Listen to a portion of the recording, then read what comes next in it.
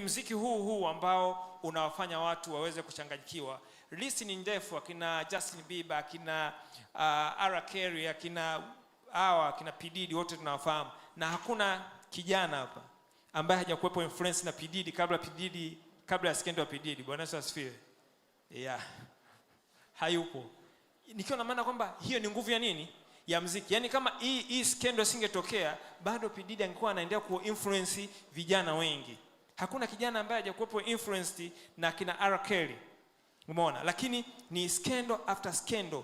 Na baada ya hizo scandal kutokea, ndio watu wanashtuka na dunia inasema, kumbe hii muziki ina shida kiasi hiki. Na ndio maana Tanzania pia wao wenyewe kutoka kwenye industry wametoa siri kwamba jamani, kwenye hii industry karibia watu wote hakuna kitu. Si nimeshaeleweka jamani? Si unahitaji tu D2 kuelewa. Yaani wale wanaume wote kwenye hii industry mnaofahamu, pamoja kwamba wananyanyua vyuma, wana nini, wana vifua vidali si vikubwa na nini, lakini hakuna nini?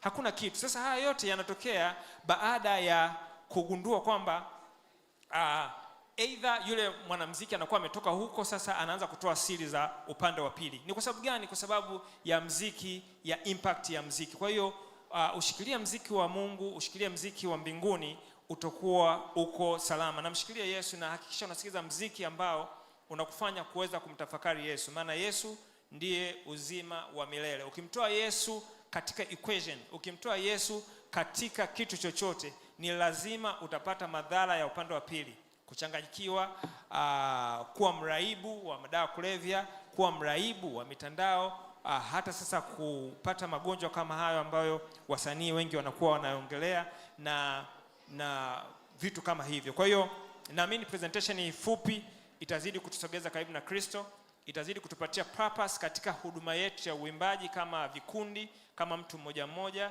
kama wanakwaya, kama hatuimbi tukiwa na mission na vision ya kumwimbia Yesu. Kama hatuimbi kwa ajili ya roho, tutakuwa tunaimba na kumuimbia yule wa upande wa pili ambaye ni adui. Kwa hiyo adui hajali, hata unaweza kuwepo hapa ukamuimbia yeye, anapokea nini? Anapokea ile worship ambayo ni ibada inatakiwa iwepo kwa Mungu, na sisi tunakuwa sasa ni wahanga wa kile ambacho hatukutakiwa kuweza kukipata.